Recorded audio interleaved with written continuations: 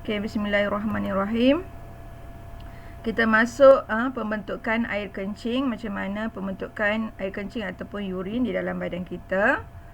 Okey, so pembentukan air kencing atau urin melibatkan 3 proses utama. Okey, sekejap.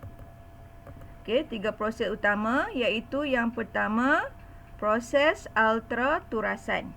Okey, proses ultraturasan. Yang kedua, penyerapan semula. Yang ketiga, rembesan. Ingat 3 proses utama ni adalah proses yang akan membentuk urin dalam badan kita.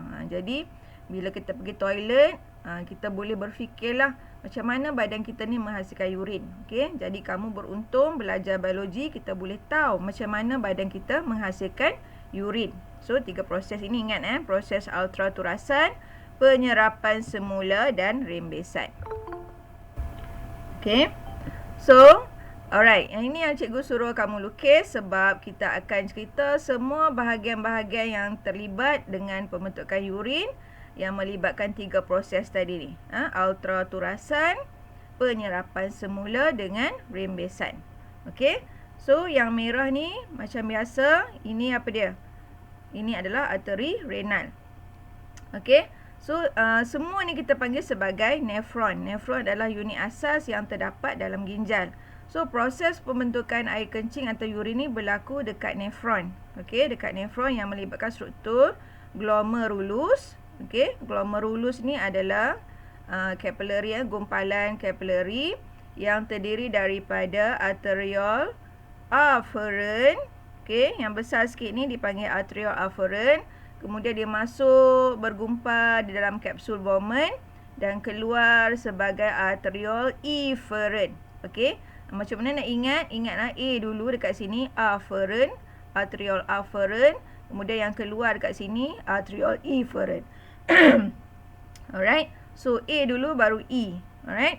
Okey. So yang beza dekat sini adalah diameter dia. Arteriole afferent ni diameter dia lebih besar. Arteriole efferent ni diameter dia lebih kecil. Okey, kenapa Allah cipta perbezaan diameter kedua-dua arteriole ni? Ada sebab dia. Saat ini kita tengok apa sebab dia. Alright. Kemudian ingatlah ni nama dia glomerulus. Okey, yang bentuk cawan ni adalah kapsul Bowman. Kemudian kita akan tengok ada 4 tubul renal. Okey. 4 ni kita panggil tubul renal. Okey, tubul renal ni 4 ni. So, tapi ada nama-nama khas dia dekat bahagian yang keluar daripada kapsul Bowman ni kita namakan sebagai tubuh berlingkar proksimal, kemudian liku Henle, tubuh berlingkar distal dan tubul pengumpul. Okey, nanti kita akan terangkan setiap bahagian ni dia main peranan yang tertentu sampailah terbentuknya air kencing ataupun urin. Alright. Okey, kita tengok proses yang pertama iaitu ultraturasan. Okey. Ini adalah proses ultraturasan. Okey, di mana nampak di sini, kalau kamu nampak kat sini perbezaan di antara diameter arteriole afferent dengan arteriole efferent. Gambar rajah ni dia buat bentuk tegak macam ni. Tapi kamu kena fahamlah dia macam tadi lah. Yang macam ni lah. Yang ni ni. Okey, yang ni. Okey. Tapi dia buat bentuk tegak begini untuk lebih faham. So, jantung maksudnya darah daripada arteri renal tu dia datang dari jantung. Okey, dari jantung masuk ke ginjal melalui arteri renal. Okey. So, disebabkan diameter arteriole afferent dengan arteriole efferent ni berbeza. Arteriole afferent ni lebih besar diameter daripada arteriole efferent. Ini menyebabkan ini ada sebab dia. Ini menyebabkan darah yang masuk ke dalam arteriole ni, arteriole afferent ni mempunyai tekanan hidrostatik yang tinggi. Okey. Mempunyai tekanan hidrostatik yang tinggi. Ni. Okey, kena faham. Okey, kamu faham kan kalau macam dalam situasi harian kita, macam selalu cikgu bagi satu contoh. Kalau kita nak siram pokok kan, kita pakai pipe. Pipe tu dia punya diameter besar. Tapi bila kita nak bagi air dekat pipe tu bertekanan tinggi, kita akan kecilkan dia punya diameter kan. Sama macam ni lah. Okey, maksudnya darah yang masuk dekat sini besar, dia punya diameter atrial ni bila nak keluar ni dia jadi kecil. Jadi kat sini berlaku satu tekanan hidrostatik yang tinggi. Kenapa hidrostatik? Sebab darah dalam ni adalah dalam bentuk bendalir. Okey. So bendalir bila ada tekanan hidrostatik yang tinggi akan terturas masuk ke dalam kapsul Bowman. Okey. So bendalir darah tadi tu meresap, bila terturas tu dia akan meresap melalui dinding capillary glomerulus. Ini semua capillary kan yang bergumpal ni kita panggil glomerulus. So bendalir tu akan meresap masuk ke dalam kapsul Bowman disebabkan adanya tekanan hidrostatik yang tinggi. Okey, faham So dia masuk dalam kapsul Bowman. Macam kita bayangkan kita macam nak perah santan lah. Okey, santan tu kita panggil sebagai contoh dia punya analogi dia tu. Okey, santan tu adalah hasil turasan glomerulus. Analogi dia lah. Jadi cecair yang terturas masuk dalam glomerulus dalam kapsul Bowman ni kita panggil sebagai hasil turasan. Okey, apa diakah hasil turasan ni? Okay, hasil turasan ni dia punya komposisi dia sama macam plasma darah. Okey, sama macam plasma darah yang masuk dalam kapsul Bowman ni. Okey, tetapi ada 3 bahan yang tak boleh masuk. Sel darah merah. Dalam darah kan ada sel darah merah. Sel darah merah tak boleh terturas masuk dalam kapsul Bowman ni sebab saiz besar. Sama juga dengan platelet, saiz besar tak boleh masuk, dan juga protein plasma. Okey, 3 bahan ini tak boleh merentasi dinding capillary glomerulus ni sebab saiz dia besar. Jadi dia pergi mana? Ketiga-tiga bahan ni akan terus berada dalam dalam atrial afferent tadi dan keluar melalui atrial efferent. So dia tak masuklah dalam kapsul Bowman ni. Okey. So ni ultra ni maksudnya kecil.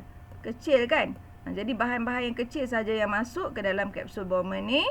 Contoh macam nutrien, glukosa, ion-ion, air, semua ada dah dalam hasil turasan. Yang tak ada ni 3 benda ni. Ingat sel darah merah, platelet dan protein plasma. Okey, inilah ni gambaran dia. Okey, tadi bahan-bahan hasil turasan ni dia duduk dalam kapsul Bowman ni lah. Yang mana yang tak terturas akan keluar balik melalui atrial efferent. Sini atrial efferent. Okey. Okey, terus kita bagi soalan.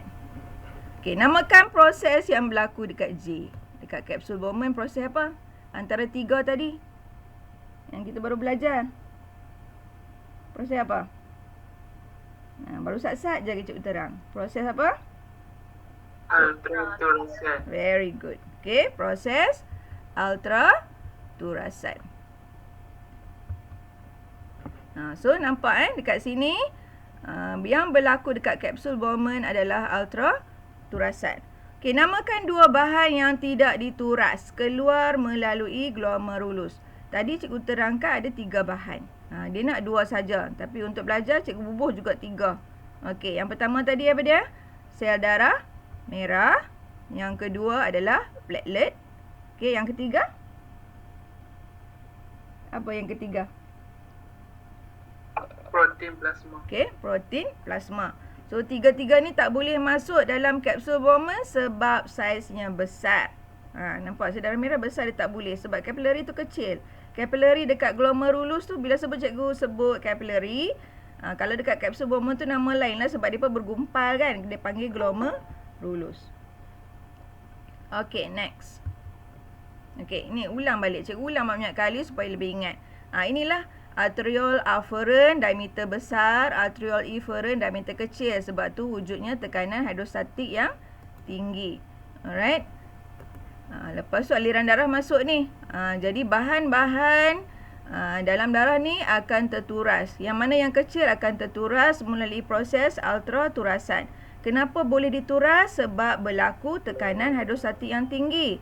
Kenapa ada tekanan hidrostatik yang tinggi? Disebabkan perbezaan diameter antara atrial afferent dengan atrial efferent. So, bahan-bahan yang besar tu akan kekal dalam bendali dalam arteriol ini dan keluar kat sinilah arteriol efferent. Saiz dia pun terlalu besar. So, nama bahan-bahan yang terturas ini dipanggil sebagai hasil turasan. Kamu boleh snap lah kalau kamu boleh screenshot untuk kamu faham. Ini gambar rajah lebih senang lah. Kalau kita baca buku teks tu, kita susah nak bayangkan. Bila ada dalam bentuk gambar rajah, kita lebih mudah faham. Alright. Okey. Ni sel darah merah dan protein plasma. Satu lagi platelet. Kekal dalam darah sebab saiz terlalu besar. Okey, kita pergi kepada proses yang kedua, penyerapan semula. Semula tu maksudnya tadi yang terturas tu diserap balik masuk ke dalam kapilari darah. Okey. Terang dulu, kita tengok gambar rajah dia. Okey, penyerapan semula berlaku di tubuh berlingkar proksimal. Okey. Tubuh berlingkar proksimal, ingat yang mana? Yang keluar daripada kapsul Bowman tu kan? Tubuh yang pertama tu dipanggil sebagai tubuh berlingkar proksimal. Okey. Hasil turasan glomerulus, yang hasil tadi tu diserap semula di sepanjang tubuh renal. Bila disebut diserap semula di sepanjang tubuh renal ni, maksudnya bukan setakat tubuh berlingkar proksimal. Dekat tubuh berlingkar distal pun ada diserap balik. Dekat liku Henle pun ada diserap balik. Sampailah dekat tubuh pengumpul ataupun ductus pengumpul. Okey. So, bahan terlarut meresap merentasi dinding tubuh renal. Okey, yang ada di dalam dinding tubuh renal tu akan meresap masuk ke mana? Dia pun masuk balik ke dalam jaringan kapilari darah. Ini jaringan kapilari darah bukan yang glomerulus, yang meliputi keliling tubuh renal. Yang mana cikgu? Kita tengok yang mana. Yang ni. Nampak tak ni? Ditunjuk yang ni sikit je, sebenarnya banyak ni. Dia masuk balik ke dalam kapilari darah. Tadi hasil turasan tu dia masuk dalam tubuh ni kan. Yang warna kuning kita panggil tubuh lah. Tubuh renal ni, semua ni yang kuning ni adalah tubuh renal. So, bahan-bahan tadi dia serap masuk balik dalam kapilari darah. Okey. Okey, so bahan-bahan apa yang diserap masuk tu? Okey, bahan-bahan seperti ion natrium. Okey, dipam secara pengangkutan aktif. Ion ni dia masuk balik dalam kapilari darah sebab yang masuk dalam tubuh renal tu dia sebenarnya laluan untuk dikeluarkan sebagai air kencing. Nampak? Tapi badan kita perlukan ion natrium. So, dia serap baliklah masuk dalam kapilari darah. Sebab dalam kapilari darah tu nanti akan masuk dalam badan kita semua untuk digunakan. Sama juga dengan ion klorida. Ion klorida akan diserap masuk secara pasif. Okey. So, glukosa nampak? Glukosa akan diserap semua sekali. Sebab glukosa ni sangat penting kan dalam badan kita. Jadi diserap baliklah, kenapa nak dibuang? Kalau dia masuk dalam tubuh renal tu maksudnya tujuan dia nak buang dalam nak jadi air kencing. So, diserap masuk balik ke dalam kapilari darah. Okey, 100%. Kecuali lah orang diabetes, barulah ada glukos dalam air kencing dia. Yang ni kita cerita pasal orang normal lah. Jadi penyerapan semula 100% glukosa, asid amino. Asid amino pun diserap balik. Okey, asid amino kan penting, dia hasil protein kan. Hasil paling ringkas protein. So, asid amino badan perlu juga untuk kita nak membina tisu baru. Okey, kalau glukosa ni untuk kita nak tenaga kan proses respirasi sel. So, glukosa, asid amino juga diangkut secara pengangkutan aktif. Nampak ada 3 benda lah diangkut secara pengangkutan aktif. Ion natrium, glukosa dengan asid amino. Kalau ion klorida diangkut secara pasif. Okey, secara resapan. Okey. So, pergerakan bahan terlarut akan masuk ke dalam jaringan kapilari darah. Okey. So, bila dalam keadaan ini, kat sini dia berlaku air dulu, berlaku bahan-bahan dulu, air belum lagi. So, bila bahan-bahan itu masuk ke dalam kapilari darah, menyebabkan dalam tubuh renal tu kepekatan bahan terlarut menjadi kurang. Nampak tak? Bahan terlarut dah lari masuk ke dalam kapilari darah. Jadi bahan di dalam tubuh renal tu menjadi cairlah. Nampak tak? Okey. Jadi meningkatkan kepekatan bahan terlarut dalam kapilari darah. So sekarang ni bila bahan-bahan yang 3 tadi ni, natrium, ion klorida, glukosa, asid amino meresap masuk dalam tubuh renal, dalam kapilari darah. So dalam kapilari darah itu kepekatan dia meningkat lah. Nampak tak? Dekat sini wujud perbezaan kepekatan. Jadi sekarang ni kat sini dia dalam bentuk yang ni. Dekat tubuh renal tu, dalam tubuh renal tu dia jadi hipotonik. Dalam kapilari darah jadi hypertonik. So maksud dia sekarang air pun akan meresap masuk ke dalam kapilari darah. Nampak? Air meresap masuk secara osmosis. Air ni senanglah. Kalau nampak air saja kita akan ingat terus proses dia secara osmosis. Okey. Yang ni lebih faham. Cikgu sangat faham kalau guna gambar rajah ni. Okey. Sekarang ni kita tahu tubuh renal ni dia ada kapsul Bowman, dia ada tubuh belingkar proksimal, liku Henle, tubuh belingkar distal, ductus pengumpul. Okey, dekat sini nampak. Ni arteriole afferent. Okey, yang ni glomerulus. Yang sini arteriole efferent. Okey, dekat kapsul Bowman proses ultraturasan. Nampak? Yang meresap masuk ke dalam kapsul Bowman disebabkan tekanan hidrostatik yang tinggi adalah glukosa. Okey, lepas tu ion natrium, ion klorida, kemudian asid amino, kemudian air. Okey, yang ni dia masuk dalam kapsul Bowman kan? Okey, bila dia masuk dekat sini, tubuh belingkar proksimal, proses dia dah berubah menjadi penyerapan semula. Okey? Nampak? Anak panah ni tadi yang ni dari kiri ke kanan. Sekarang ni penyerapan semula nampak daripada tubuh renal iaitu tubuh belingkar proksimal masuk balik ke dalam tubuh renal ni. Okey? Yang kuning ni adalah kapilari darah. Masuk balik dalam kapilari darah secara contoh. Nampak? Kalau glukosa pengangkutan aktif, PA ni pengangkutan aktif, AA ni asid amino masuk secara pengangkutan aktif juga. Ion natrium secara pengangkutan aktif. Kalau ion klorida secara pengangkutan pasif. Air secara osmosis. Nampak? Okey. Kemudian dekat liku Henle. Kamu kalau cikgu sebut liku Henle, kamu boleh bayang dah dekat mana kan? Sebab tu cikgu suruh lukis dulu baru kita faham. Okey, dekat liku Henle masih juga berlaku penyerapan semula. Penyerapan semula.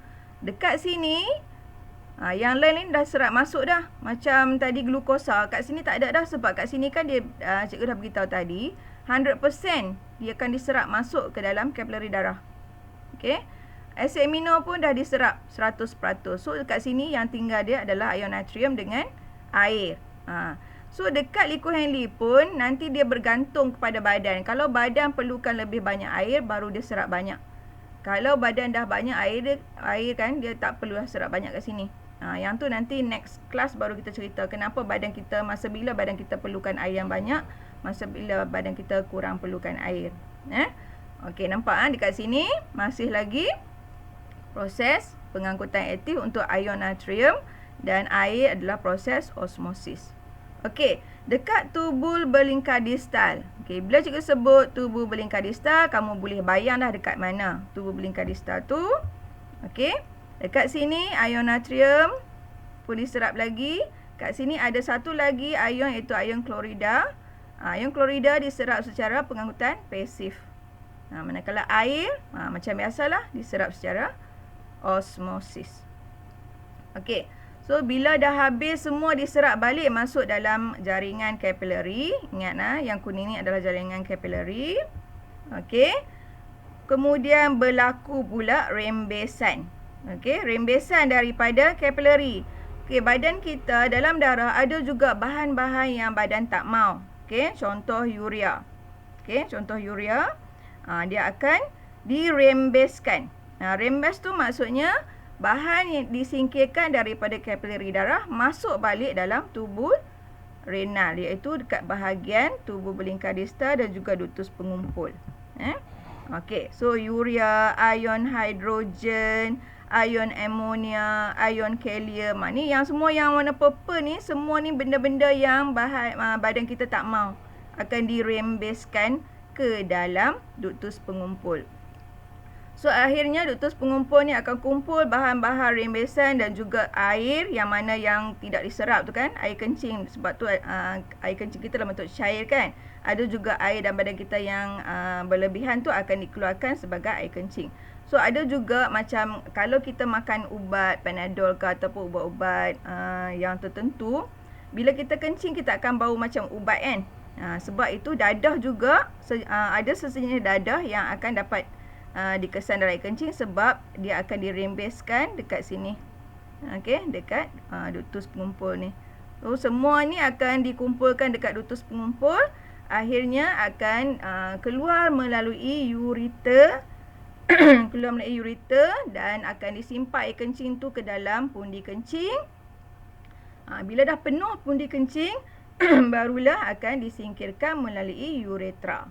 So kita pun pergi toilet untuk singkirkan air kencing yang ada semua bahan-bahan rembesan ni.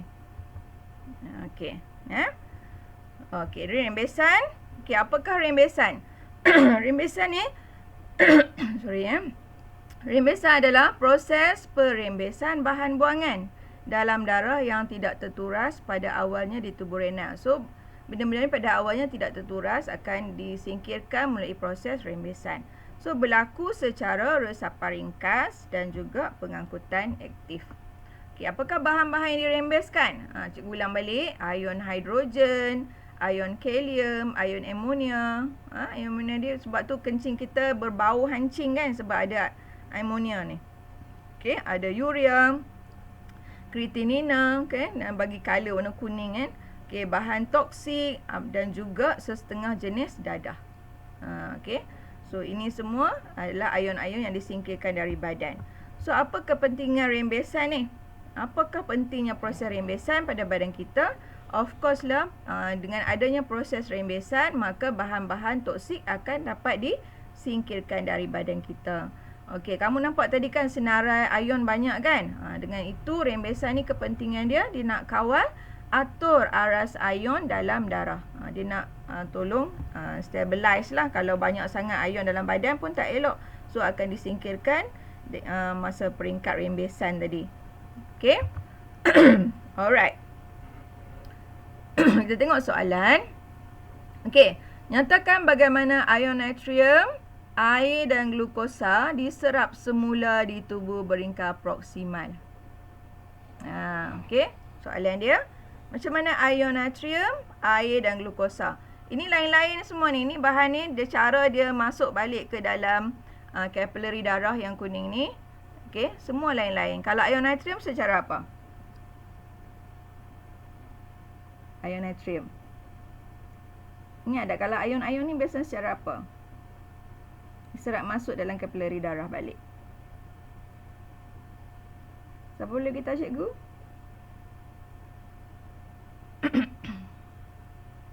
Secara aktif. Okey, secara aktif. Okey, maksudnya secara pengangkutan aktif. So air, air senang je. Air secara osmosis. Glukosa secara apa? Air diserap semula secara osmosis. Ion natrium dan glukosa juga secara pengangkutan aktif. Dekat sini nampak kat sini dah ada. Ni boleh screenshot juga gambar rajah besar ni supaya lebih faham. Okey. Seorang individu mengalami kerosakan satu ginjal. Ada orang kita yang normal, alhamdulillah Allah bagi 2 ginjal yang sihat, tapi ada juga mereka yang tidak bernasib baik, ginjal dia rosak. Okey, 1 ginjal saja boleh. Boleh ke hidup 1 ginjal saja? Masih boleh hidup. Tak ada masalah. Sebab tu ada orang derma ginjal kan? 1. Sebab dia ada 1 lagi. Cumanya bila dia ada 1 ginjal, dia kena hati-hatilah bila makan. Kena berhati-hati, kena kontrol sikit lah. Okay. Perlukah individu ini menjalani hemodialisis? Okay, perlu tak dia buat hemodialisis? Kalau perlu atau tak perlu, kita cadangkanlah langkah-langkah yang perlu diambil oleh individu ini agar dapat menjalani kehidupan harian tanpa masalah. So sebenarnya tak perlu menjalani hemodialisis sebab dekat sini dia dah highlight dah hanya rosak 1. Maksudnya yang 1 lagi, sebab kita ada sepasang kan.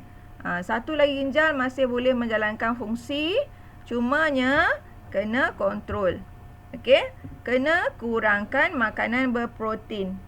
Okey, berprotein sebab yang protein ni kemudian akan hasilkan urea. Okey, kita tak mau bahan-bahan sebab kita bayangkan dia ada satu, orang yang normal ada dua, dia hanya ada satu. Jadi bahan rembesan tu daripada badan kita mungkin susah nak disingkirkan. Contoh urea. Urea ni datang daripada makanan berprotein. Amonia pun sama. Okey, makanan berprotein. Jadi dia kena kuranglah makanan berprotein. Okey, contoh makanan protein apa? Macam lauk-lauk. Okey, makanan laut. Okey, lauk ikan, ayam, makanan laut, udang, semua tu kena kurangkan. Dan garam pun kena kurangkan. So dia kena berpantang sikitlah. Dia dah sedap diri dia ada satu saja ginjal, kena berpantang. Garam yang tinggi tak boleh. Okey, sentiasa minum air, jangan lebih sangat. Okey, sentiasa mencukupi untuk badan dia. Okey. So pembentukan urin, urin ni macam mana air kencing dia bentuk, cikgu ulang balik, tadi cikgu ada terang sikit. So apabila bendalur renal sampai ke ductus pengumpul, semua tu dah ditapis, dah diserap semula semua, yang tinggal baki-baki tu akan sampai ke ductus pengumpul. Hanya sedikit sahaja garam tertinggal dan kebanyakan air telah diserap semula ke dalam aliran darah. Ni depends kepada badan kita lah. Okey. Kadang badan kita tu, kita makan makanan masin sangat, badan kita perlukan air, jadi banyaklah air diserap semula dalam kapilari darah. Jadi air kencing yang kita hasilkan tu pekat. Sebab dia kurang air. Badan kita bila kita makan makanan masin ataupun kita bergerak aktif, kita buat aktiviti cergas, so badan kita perlukan air yang banyak. Jadi badan itu akan menyerap lebih banyaklah air ke dalam kapilari darah. So yang disingkirkan tu sikit saja. Perasan tak kalau kita makan makanan masin ataupun kita buat aktiviti cergas, bila kita pergi toilet, air kencing yang kita hasilkan tu sikit dan pekat. Okey. So baki bendalur renal disebut sebagai air kencing ataupun urin. Okey, so menuruni ductus pengumpul, sedikit urea meresap keluar ke bendalur persekitaran dan kapilari darah kerana molekulnya kecil. Okey, disingkirkanlah. Okey, lazimnya air kencing atau urin mengandungi air, ada urea, ada garam natrium chloride, ada asid urik dan kreatinina. Okey, benda-benda ni semua kena singkir. Tak boleh biar lama dalam badan sebab akan badan kita, sistem badan kita akan kacau lah. Okey, so ini laluan dia. Air kencing bila terhasil akan terus dikumpulkan dekat ductus pengumpul, kemudian keluar melalui ureter dan dikumpulkan dekat pundi kencing sampai satu ketika baru kita rasa nak kencing. Bila dah penuh pundi kencing kita, barulah akan dikeluarkan melalui uretra dan dikumuhkan keluar dari badan. Okey, so ini dalam buku teks ada, kamu kena fahamkanlah apa penerangan. Yang ni nombor 1, 2, 3, 4 ni dalam buku teks ada penerangan. Kat sini proses apa, ultraturasan. 2 ni penyerapan semula, 3 pun penyerapan semula, 4 penyerapan semula. Ada sedikit rembesan dah masuk kepada 5 ductus pengumpul dan air kencing dihasilkan. Penerangan dia ada di dalam buku teks. So bila dengar cikgu terang hari ni, balik baca lagi dekat buku teks, kemudian buat bioscore, buat latihan dekat Google Form. InsyaAllah dekat Google Form kamu boleh dapat 20 markah. Pastikan kamu faham dulu. Jangan tak faham terus nak buat Google Form tu, memang tak boleh dapat. Okey, sebab soalan dia mudah. Kalau kamu faham, akan dapat lebih mudah. Okey, kita tengok soalan sikit lagi. Nyatakan pada bahagian ginjal manakah Lee-Ku Henle boleh didapati. Nyatakan pada bahagian ginjal manakah Lee-Ku Henle boleh didapati. Okey, so struktur nefron dekat Lee-Ku Henle tu dekat bahagian ginjal yang mana? Adakah dekat bahagian korteks ataupun dekat medula? Dekat bahagian mana? Medula. Yes, very good. Okey. Ini gambar rajah ni kan. Kalau korteks kat atas ni, so Lee-Ku Henle ni dah sini dah. Dia dah masuk kat medula dah. Okey. Okey, nyatakan sekejap. Nyatakan keadaan air kencing yang akan dihasilkan setelah seseorang individu A minum air yang banyak. B. Makan terlalu banyak makanan masin. Yang ni pengalaman kita lah. Daripada kecil sampai besar kita boleh tahu. Kalau kita minum air yang banyak, air kencing yang kita hasilkan banyak, lepas tu cair. Okey, macam mana kita boleh tahu dia cair? Sebab warna dia menjadi sedikit putih. Bukan putih, jernih, kan? Kalau kita kencing banyak, jadi warna kuning tu dia cair, kuning cair. Jadi kita boleh agaklah air kencing kita tu cair. Kalau kita makan makanan masin ataupun kita berpeluh, buat aktiviti cergas dan kita berpeluh, maka air kencing kita pekat. Kenapa kita kata pekat? Warna dia menjadi kuning terang. Kuning terang tu maksudnya dia pekat lah. Dan biasanya air kencing kita sedikit saja. Ini homeostasis lah badan kita, nanti kita akan belajar minggu depan. Okey. Yang ni kita belajar minggu depan. So cikgu skip dulu yang ni. Alright. Okey, jadual 1 menunjukkan kepekatan asid amino. Asid amino ni penting dalam badan, kan? Dalam plasma darah dan air kencing. Nampak kandungan asid amino? Kepekatan dalam plasma darah yang masuk ke dalam ginjal, kepekatan dia 85 per 1000 ml. Tapi kepekatan asid amino bila kita cek dalam air kencing dia kosong. Kenapa? Kenapa jadi kosong? Sebabnya dia kata terangkan perbezaan. Kenapa perbezaan ini berlaku? Dia dah serap, kan? Dah diserap masuk balik semasa proses penyerapan semula. Jadi kita bagi tahu dulu. Kita bagi tahu, explain dulu berkenaan kepekatan. Kepekatan asid amino dalam plasma darah lebih tinggi. Kita bagi tahulah kat sini. Kita kena mention dulu soalan ni. Lebih tinggi dari dalam air kencing. Dalam plasma darah ni lebih tinggi. Kenapa? Okey. Sebab proses penyerapan semula berlaku. Okey. 100% asid amino. Kalau dia bagi soalan tentang glukosa pun samalah. 100% asid amino ataupun glukosa diserap semula ke dalam kapilari darah secara apa? Secara pengangkutan aktif. Di mana? Di tubul berlingkar proksimal. Okey. Okey. Inilah, right? Okey, raja. Soalan seterusnya. Raja menunjukkan struktur satu nefron dan duktus pengumpul. Ni nefron. Nefron ni yang ni. Duktus pengumpul yang ni. Yang macam kanting ni. Okey. Huraikan proses yang anda namakan DJ. DA. A tadi proses ultraturasan. Yang ni. Dia nak macam mana proses ultraturasan berlaku. Okey. Of course, kita kena bagi tahu tentang perbezaan diameter. Sebab dengan adanya perbezaan diameter, barulah adanya tekanan hidrostatik. Kalau kita bagi tahu tekanan hidrostatik saja, maka tak lengkap lah. Sebab macam mana tekanan hidrostatik ni boleh berlaku? Dia boleh berlaku disebabkan ada perbezaan diameter arteriol afferent dengan arteriol efferent. Okey. Bila ada tekanan hidrostatik, apa yang berlaku seterusnya? Yang ni lah, okey. Menolak molekul ataupun proses tapis menolak molekul bersaiz tertentu seperti glukosa, saiz kecil lah. Glukosa dan asid amino keluar melalui dinding kapilari ke dalam kapsul Bowman. Kita terangkan mengapa bendalir yang mengalir di liku Henle. Di liku Henle tidak mengandungi glukosa. Walaupun dekat kapsul Bowman ada glukosa. Macam soalan tadilah. Dia bagi tahu pasal kepekatan, kan? Yang ni dia bagi tahu soalan macam ni. Dia kata kenapa kat sini ada glukosa tapi dekat liku Henle tak ada glukosa. Kerana berlaku penyerapan semula di kapilari darah. Okey? 100%. So mention yang ni. 100% ni. 100% glukosa telah diserap semula di tubuh berlingkar proksimal. Lepas tu beritahu tentang cara macam mana diangkut. Okey, melalui pengangkutan aktif. Okey. Sekali lagi gambar raja ini penting. Okey. Habis. Sekejap ya. Okey. So, ada soalan tak? Kita berhenti dekat sini dululah. Kemudian jangan lupa, cikgu lupa nak tulis latihan macam biasa. Buat dalam buku latihan.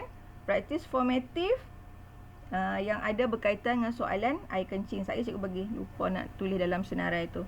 So, apa tugas kamu? Okay, first, kejap. Cikgu stop dulu.